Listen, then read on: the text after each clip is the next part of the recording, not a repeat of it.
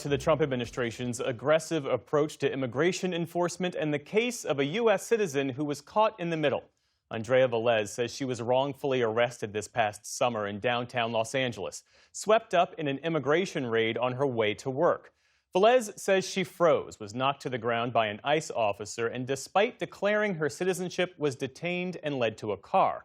Fearing she was being kidnapped, she ran toward nearby LAPD officers when ICE agents caught her and carried her back. She spent 2 nights in jail before facing a felony charge for obstructing an officer, a charge the Justice Department dropped 2 weeks later. I spoke earlier with Andrea Velez and her attorney, Luis Carrillo. Thank you both for being with us. Andrea, we'll start with you. Take us back to that morning. Your mother and sister had just dropped you off for work. What happened next? Suddenly, I saw these cars swerving in, and I just remembered that they got out their cars that abruptly, and then they just looked like they were just ready to attack and chase. They never identified themselves as ICE agents. They just started chasing people, and I remember watching just people running. And one of them, I think, was a street vendor. And that's when I noticed one coming towards my direction, and I used my bag as a form of protection to shield myself.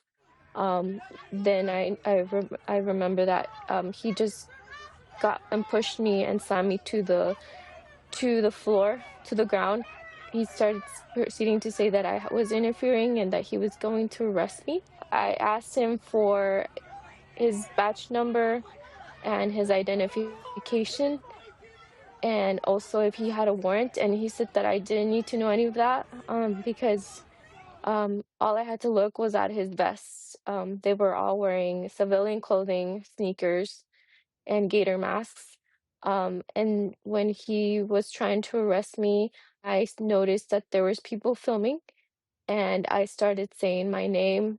I'm a U.S. citizen, and I started saying my mom's name and her her number because I wasn't sure if she was gonna know where I was at. I just remember thinking like, she's probably gonna wait for me to come home, and I'm never gonna come home. So that's why I started saying my name. And then when he decided to take me inside the car, he took my belongings. The ICE agent took my belongings. They left me in the car by myself, and I remember there was belongings, a backpack, and I remember there was a phone. I remember it just looked like a regular car.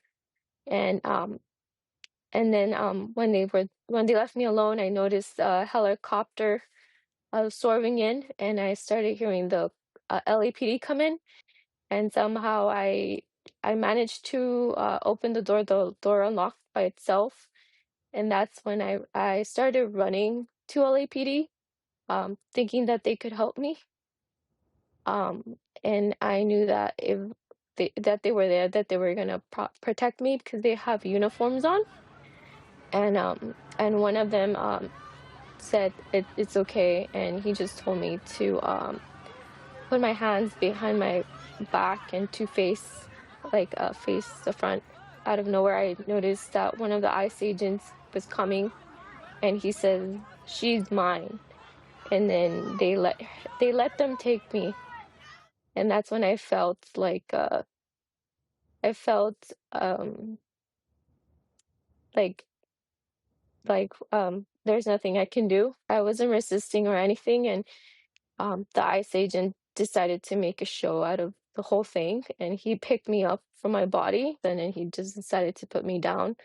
And then they took me into the car again. He said, "She's mine," physically picked you up off the ground and took you back to the car. Yeah, yes, correct. When you told that ICE agent that you were a U.S. citizen, what was the response? It didn't seem like they cared. I even at one point in the car, I they were talking about how many bodies they got that day. They then one the driver he proceeded to say that I was an alleged U.S. citizen, so he he he didn't never bother checking my identification. Not until we were already inside there. inside the place. Um, yeah. Mr. Carrillo, what is the status of Andrea's case today? They dismissed the criminal charges against her in the federal courts. We have filed a claim, which is the precursor to a lawsuit against the federal government because they had no basis to arrest her at all. And so, what we have seen, we represent 9 U.S. citizens who were manhandled, beaten, thrown to the ground, and the ICE agents or Border Patrol agents never acknowledged their pleas when they were saying, I'm a U.S. citizen, I'm a U.S. citizen. What does justice look like for Ms. Velez and the other people you represent?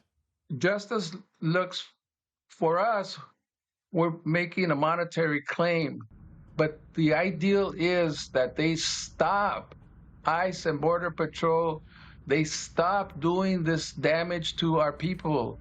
But they're rounding up everybody that has a brown skin in California, and it's happening in other places. We want that to stop. Ms. Velez, how long were you held and what were the conditions like in the detention center? I was there on Tuesday evening towards Thursday morning. I remember there wasn't a bed for me. So the ladies that were in there were nice enough to grab me a bed. They told me that if I wanted to drink water, I had to grab a cup, but the cup I had to pay for. And because I didn't have money on my commissary account, I couldn't get water. One of the nice people there let me borrow their cup for like just to drink, and then later that day, this lady, she was getting out that day, and she was nice enough to give me her cup and her spork, so I could eat that day. So they had given rice and chicken in the like dinner, so I was able to eat a little bit of that. You've been working remotely because you're afraid to go downtown. Is that right? What has this experience been like for you? How has it changed you? It's been challenging just because you're not safe outside, and now that they are still rounding up people, it's every day. It's a fear, like where are they gonna be at, or like you don't know what's gonna happen. Um, yeah. Andrea Velez, Luis Carrillo, we thank you both for your time. And thank you for your Thank you. interest in Andrea's life.